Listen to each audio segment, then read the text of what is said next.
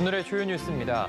삼성전자와 삼성 SDI, 삼성 디스플레이 등 3사가 독일에서 열리는 IAA 모빌리티 2023에 참가해 미래차 시대를 이끌 차세대 전장 기술을 선보입니다. 삼성전자가 고대역 폭메모리 HBM의 점유율을 확대하며 반등의 기회를 모색하고 있습니다. 증권가에서는 9만 전자 가능성을 점치며 삼성전자의 전고점 돌파를 예상하고 있습니다. 한화그룹 방산 계열사들이 폴란드에서 열리는 국제방위산업 전시회에 참가합니다. 한화는 6회공 우주 분야의 첨단 무기 체계를 공개하며 유럽 시장 공략에 박차를 가할 계획입니다. 9월 공모주 청약 시장에 대한 기대감이 커지고 있습니다. 총 10개사가 공모주 청약을 앞두고 있는데 이 관련 내용 서정덕의 JD모건에서 자세히 짚어보겠습니다.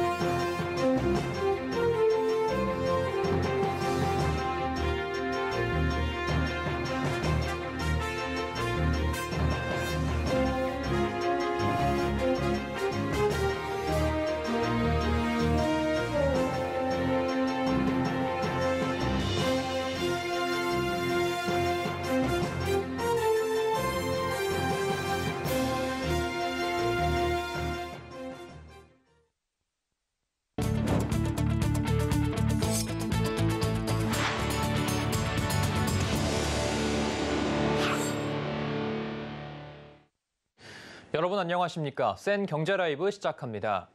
삼성전자와 삼성 SDI, 삼성 디스플레이 등 3사가 독일 뮌헨에서 열리는 국제모터쇼 IAA 모빌리티에 참가했습니다. 미래차 시대를 이끌 첨단 전장 기술을 대거 공개하며 눈길을 끌었는데요. 윤혜림 기자입니다.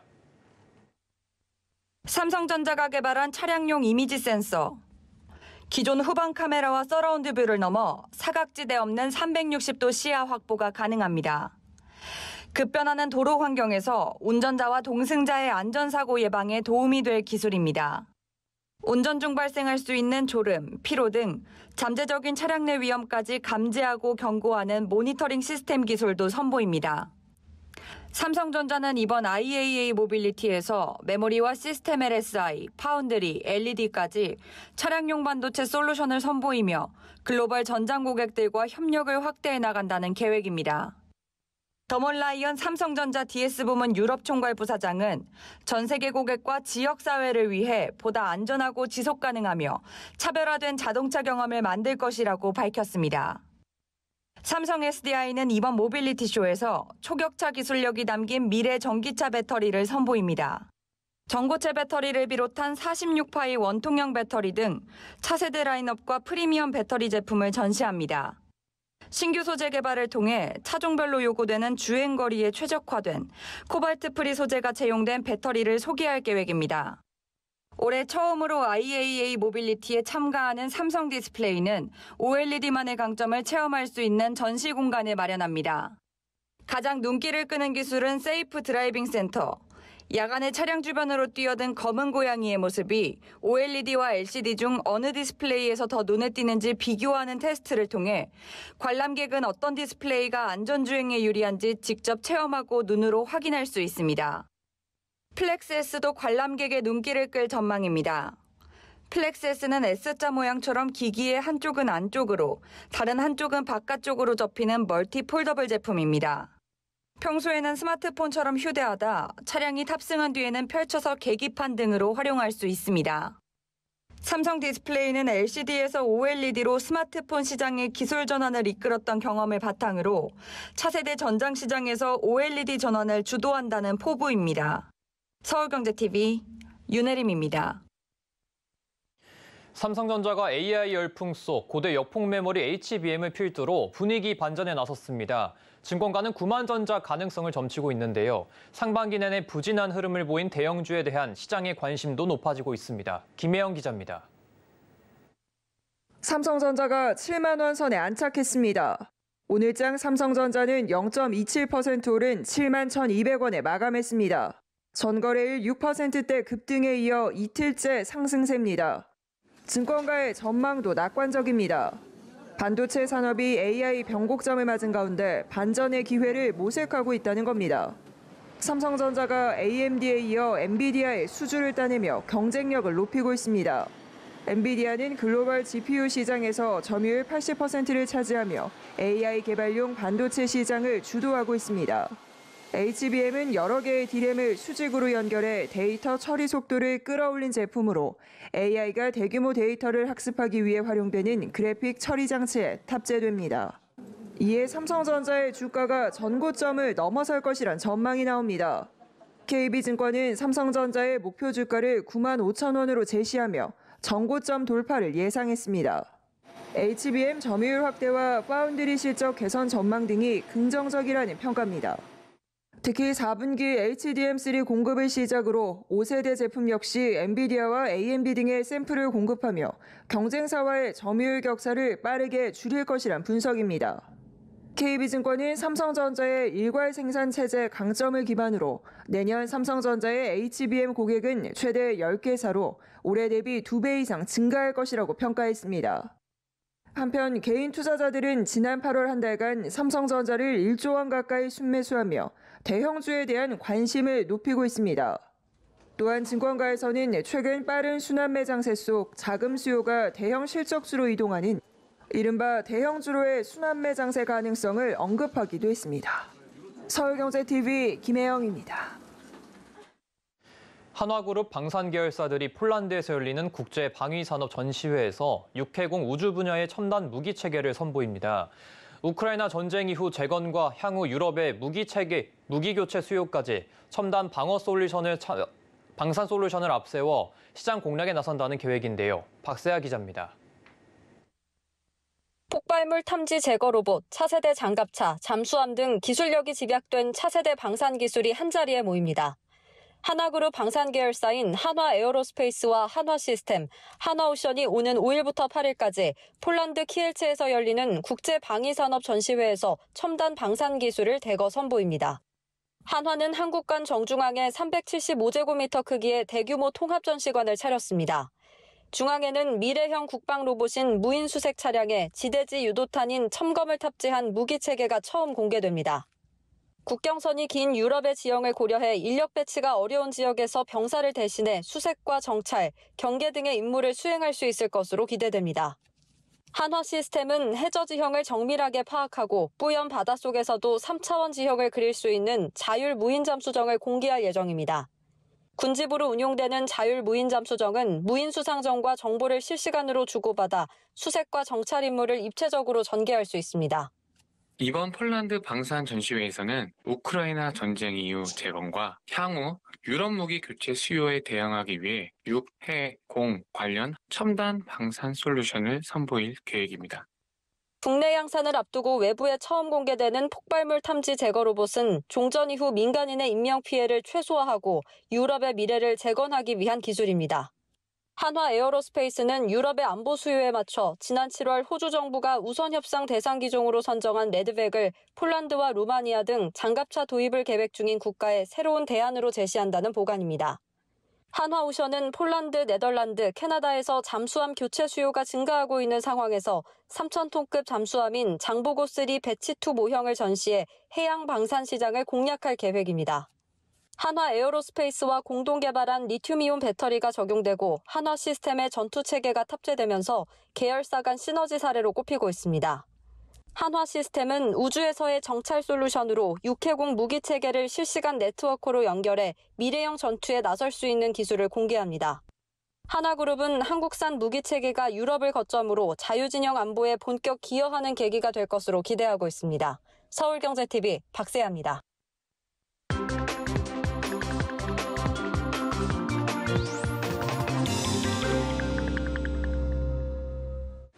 서정덕의 JD모건 보도본부 증권부 서정덕 기자와 함께합니다. 어서 오십시오. 예, 반갑습니다. 네, 오늘도 숫자를 준비하셨다고 합니다. 먼저 숫자부터 확인해 보도록 하시죠. 예, 다양한 숫자가 지금 나오고 있는데요. 300도 보이고요. 699 있는데 오늘은 골라보도록 하겠습니다. 네, 오늘도 다양한 숫자 가운데 10을 골라주셨는데 어떤 의미일까요? 예, 공모주에 대한 투자 열기가 조금 다소간에 식어가고 있는 것들은 들어보셨을 겁니다. 그런데 이달 9월 들어서 공모주 시장이 다시 살아나지 않을까라는 기대감도 커지고 있는 건데요. 9월에 10개사가 공모주 청약을 앞두고 있기 때문입니다. 그래서 10개사의 10이라는 숫자를 한번 가지고 와봤습니다. 네, 최근 이 공모주 청약 시장 분위기가 크게 좋지 않았던 걸로 기억을 하고 있는데 예. 맞습니까? 예, 이게 시점을 잘 잡아야 될 것 같습니다. 예. 좋지 않았다라고 얘기를 하면은 수익률 차원에서 보자면 그건 좀 아닌데라고 이야기를 할 수 있을 것 같고요. 네. 그래서 그 전달과 비교를 좀 해봐야 될 것 같은데요. 8월 한 달 사이에 상장한 기업은 8개였어요. 이들의 상장 첫날 종가와 공모가 대비 수익률은 7월 대비해서 10% 정도씩 낮았던 걸로 나타나고요. 시초가도 낮아진 것으로 나타납니다. 7월에 119.17%까지 올랐던 공모가 대비 시초가 수익률이 지난 8월에는 56.21%로 반토막이 난 거고요. 지난 31일 종가 기준으로 8월 공모주 8개 종목 가운데 현재 주가가 공모가를 밑들고 있는 기업도 나타났는데 대표적으로 넥스틸, CG트로닉스로 나타나고 있습니다. 네, 말씀해 주신 것처럼 이 8월에 일부 종목들이 공모가를 밑돌기도 했는데 예. 이 몇 달 사이에 공모주 시장이 좀 약해진 이유가 있을까요? 사실 뭐 공모주 하면 치킨값 번다라는 얘기들을 우리가 은연중에 커뮤니티 같은 데서 많이 했더라고요. 예. 공모가 이하로는 주가가 안 내려왔던 건데 조금 전에 언급해 드린 대로 공모가 이하로 내려오는 종목들도 지금 보여지고 있는 겁니다. 이는 미국의 긴축 우려가 다시금 재점화가 됐었고요. 잭슨홀 미팅이 지금 끝나긴 했고 잘 넘어가긴 했는데 이 전까지는 우려감이 조금 남아있던 상황이었습니다. 무엇보다 국내 증시의 테마주들의 급등락이 심화됐던 것 기억을 하실 겁니다. 그러다 보니 자금이 IPO 시장에서 좀 이탈을 테마주 쪽으로 한 것이다라는 분석들도 있는 상황인데 9월에는 대어들이 출격하고 10종목이 지금 대기하고 있는 만큼 기대감들이 다시 올라오고 있는 모양새입니다. 대어라고 말씀하셨는데 예. 이 9월에 출격 예정 기업들을 좀 정리해 볼까요? 예, 조금 전에 말씀해 드렸다시피 이달에 공모주 청약을 앞둔 기업은 스펙을 포함해서 총 10개사로 나타나고 있습니다. 상반기 기준 일반 청약을 진행했던 기업을 살펴보면 4월에는 4곳이고요. 기억하기 쉽죠. 5월에 7곳, 6월에는 또 6곳 이렇게 나타나고 있습니다. 청약 일정이 10곳이라고 하면 또 추석까지 고려를 하면 굉장히 촘촘하다고 말씀드릴 수 있을 것 같아요.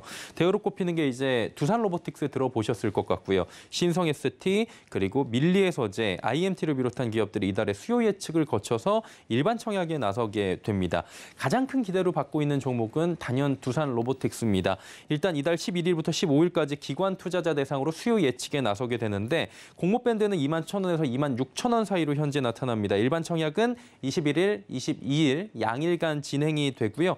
회사 측이 제시한 범위로 공모가가 하단으로 만약에 정해진다고 21,000원이잖아요. 그렇게 가정을 한다고 하더라도 최소 시가총액은 2조 3천억 원 정도로 시작하는 셈으로 올해 코스피에 입성하는 종목 가운데 최초 조단이 대여가 될 것이라는 기대입니다. 두산 로보틱스는 참고로 두산그룹 로봇 계열사입니다. 협동 로봇을 지금 양산하고 있고요. 2018년부터 6년째 국내 시장 점유율 1위를 유지하고 있다고 합니다. 이번 공모 자금을 연구개발, 생산 역량 강화 등에 사용할 계획이라고 밝혀서 증권업계에서는 조금 기대를 하고 있고 아무래도 로봇 관련주들이 최근에 아웃퍼폼이 좋다 보니까 더 기대를 조금씩 하고 있는 모양새입니다. 네, 방금 말씀해 주신 기업들 이외의 기업들의 상장 일정은 어떻게 되나요? 그렇죠. 오는 18일부터 19일에는 밀리의 서재가 이제 제도전에 나서고요. IMT, SLS바이오가 일반 청약을 진행을 하고요. 19일부터 20일에는 레비코퍼레이션, 한싹, 신한체의 11호 스펙 청약이 화면을 보시다시피 이루어집니다. 마지막으로 21일부터 22일 이 양일간에 조금 전에 짚어드린 두산 로보틱스, 신성 ST가 각각 일반 청약에 나서게 되고요. 보시면 다다음 주, 즉 9월 18일에 시작되는 게 보이실 텐데 굉장히 촘촘하게 몰려있죠. 19일 하루 동안에만 6개의 기업이 지금 청약을 진행할 예정입니다. 이렇게 기업 청약 일정이 몰리면 투자자들은 여러 공모주 가운데 결정을 해야 되는 상황에 놓입니다. 그러면 선별 투자를 해야 되거든요. 눈치 싸움이 당연히 펼쳐질 수밖에 없는 거고요. 결국 투자자들의 옥석가리기가 펼쳐지는데 기업 입장에서는 자금 수요를 조금 뺏길 수 있다라는 우려도 나오고 있습니다. 제한적으로 들어오는 만큼 공모를 하는 기업들 입장에서도 기대보다 적은 투자금이 들어올 수 있다. 이런 우려도 현재 나오고 있는 상황입니다. 투자자들은 어떤 점에 좀 유의를 해야 할까요? 예, 일단 무턱대고 묻지마 청약을 하시는 분들이 계실 텐데 네. 일단 이 부분만큼은 좀 알고 가셔야 될 것 같아요. 네. 일반 청약 전에 기업 수요 예측 단계에서 흥행 여부가 굉장히 중요합니다. 기업 흥행이 잘 됐을 때 아무래도 일반 청약으로 온 뒤에 본 청약에서도 굉장히 흥행을 하는 경우가 확률적으로 많았다라는 과거의 추세들을 한번 보실 필요가 있을 것 같고요. 일반 청약하실 때 이 부분 참고를 하시고요. 그리고 최근에 공모주 청약 열기를 노린 사기들이 횡행하고 있는데 지금 보시다시피 굉장히 그럴싸한 문자들이 도착을 하는 경우 그리고 전화가 오는 경우도 있습니다. 전화 문자 뭐 이런 걸 통해서 보시는 건 이제 신성ST라는 종목인데요. 공모주를 본인들이 가지고 있는데 원하시면 특별히 싸게 드려요 라고 현혹하는 내용들이 대다수입니다. 주관사부터 일정까지 그럴싸한데 자칫 현혹되기가 십상입니다. 이렇게 공모주를 주관사를 거치지 않고 직접 준다, 나에게만 싸게 준다, 모두 다 거짓이다, 성립될 수 없다라는 것들을 알고 계셔야 될 거고요. 절대로 이 부분에서 피해를 보시면 안 될 것 같습니다. 네, 오늘 말씀 여기까지 듣겠습니다. 다음 주에 뵙겠습니다. 서정덕 기자였습니다. 고맙습니다.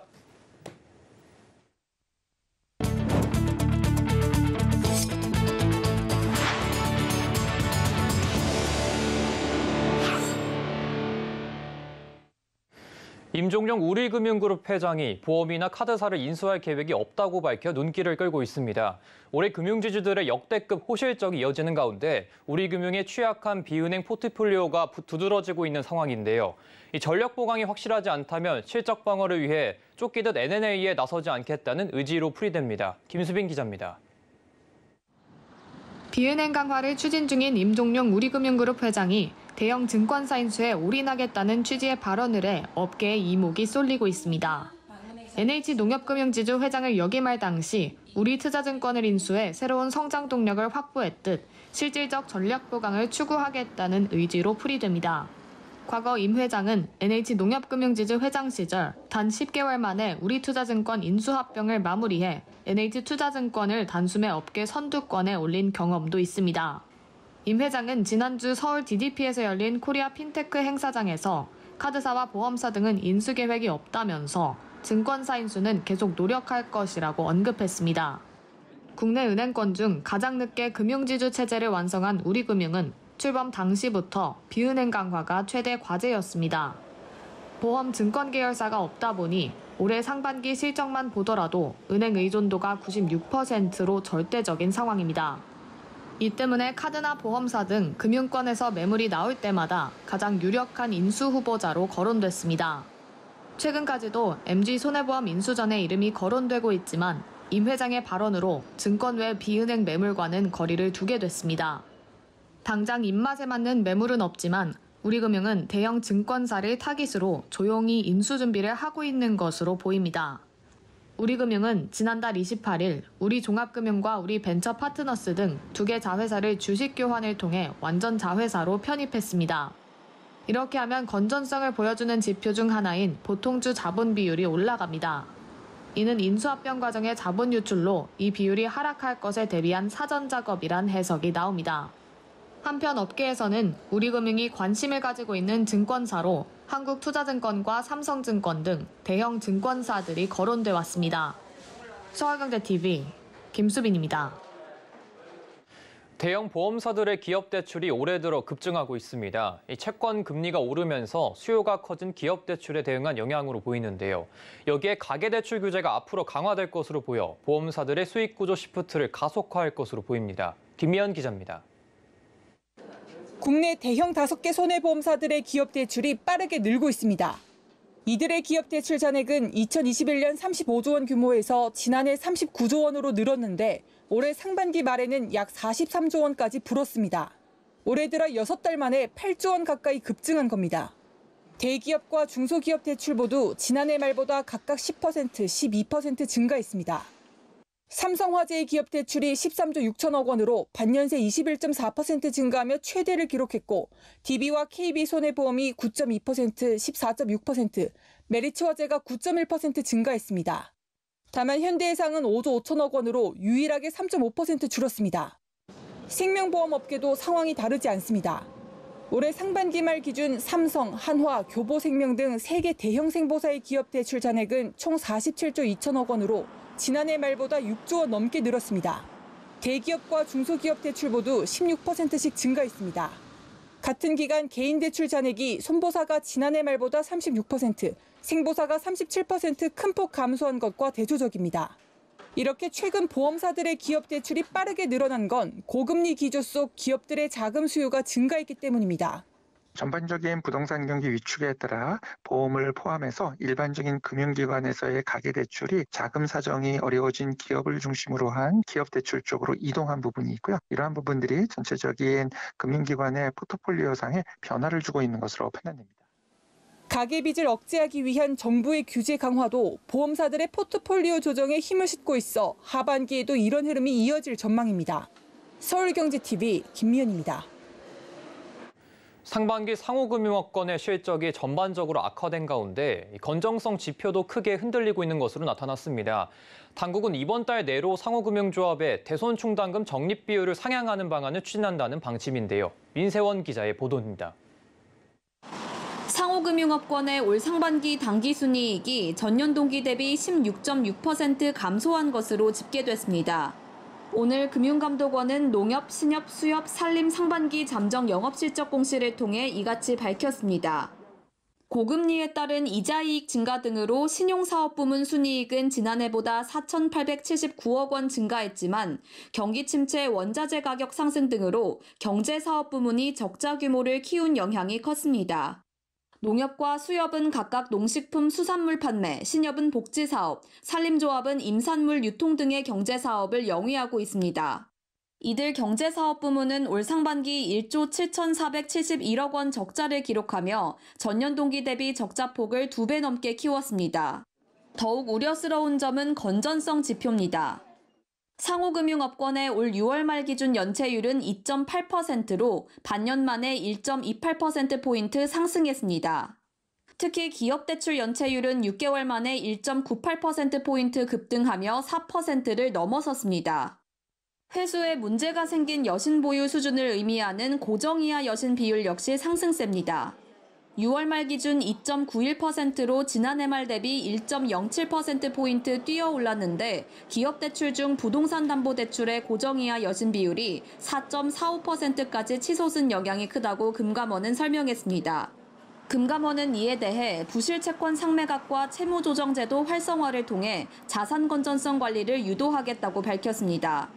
더불어 금융당국은 이달 안을 목표로 상호금융조합의 부동산 건설업 관련 대출 대손충당금 비율을 100%에서 130%로 상향하는 감독규정 개정을 추진 중입니다.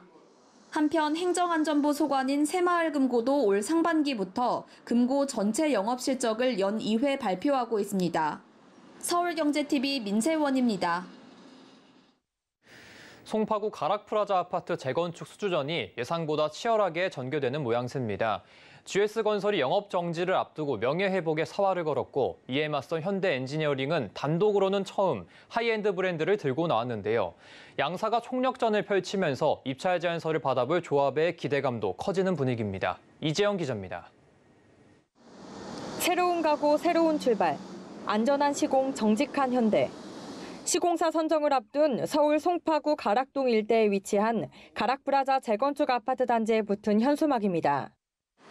이 단지는 송파구 재건축 격전지 중 하나로 꼽히는 만큼 GS건설은 새로운 각오를 약속하며 이미지 쇄신에 사활을 걸었고 현대엔지니어링은 재건축 사업지에서 단독으로는 처음으로 하이엔드 브랜드 DH를 내걸었습니다. 업계에선 이번 결과가 GS건설의 향후 정비사업 수주에 영향을 미칠 걸로 보고 있습니다. 검담 붕괴 사고 이후 조합들의 실제 반응이 처음 확인되기 때문입니다. 애초 이 사업 수주에 먼저 공을 들여온 건 GS건설이지만 현재는 결과를 쉽게 예측할 수 없는 상황입니다. 조합 관계자는 GS건설의 경우 조합이 설립되기 이전부터 공들인 사업지인 만큼 조합원들에게 인지도가 높은 건 사실이라며 하지만 GS건설의 최근 아파트 붕괴 사고 이후 현대엔지니어링이 더 적극적인 모습을 보이고 있는 만큼 눈길이 가는 조합원들도 점점 늘고 있다고 말했습니다. 현대엔지니어링은 올해 건설사 시공능력 평가에서 4위로 처음 올라온 만큼 하이엔드 브랜드와 재무 건전성을 내걸며 그 어느 때보다 사업에 힘을 주고 있는 모습입니다. 조합에선 두 건설사의 총력전을 반기는 분위기도 감지됩니다. 빠른 재건축, 그다음에 빠른 재건축, 안전한 품질 시공해 주는 거, 특히 분담금이나 이주비, 사업비 뭐 이런 거에 대해서 파격적으로 들어오지 않을까 내심 기대를 많이 하고 있습니다. 자재값과 인건비 인상 등 건설 경기 악화로 공사비 갈등이 이어지는 가운데 공사비도 중요한 요소 중 하나로 꼽힙니다. 조합은 오는 20일까지 각 건설사로부터 입찰 제안서를 받을 예정입니다. 건설사들이 각자의 상황에서 사활을 걸고 있는 만큼 사업 제안 내용에 대한 조합 내 기대감이 커지고 있습니다. 서울경제TV 이지영입니다. 서울 서초구 초등학교에서 숨진 교사의 49제 추모일을 맞아 전국 각 지역에서 교사들이 집단 병가를 내고 추모 행사에 동참했습니다. 교육부는 징계 수위에 관해 기존 원칙이 바뀌지 않았다는 입장만을 표명했습니다. 현대차와 기아가 지난달 미국에서 친환경차를 2만 8천 대 판매하며 신기록을 경신했습니다. 현대차와 기아의 친환경차 판매량은 전년 동기 대비 각각 79.4%, 97.7% 증가했습니다. 지난달 수도권 아파트 1순위 청약 경쟁률이 연초 대비 130배 증가했습니다. 분양가가 더 높아지기 전 내 집 마련에 나서려는 수요자들이 늘어나고 있는 것으로 풀이됩니다.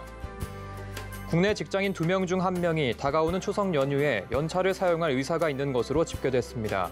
이번 추석 연휴 기간에 연차 3일을 사용하면 최장 12일의 휴가를 떠날 수 있습니다.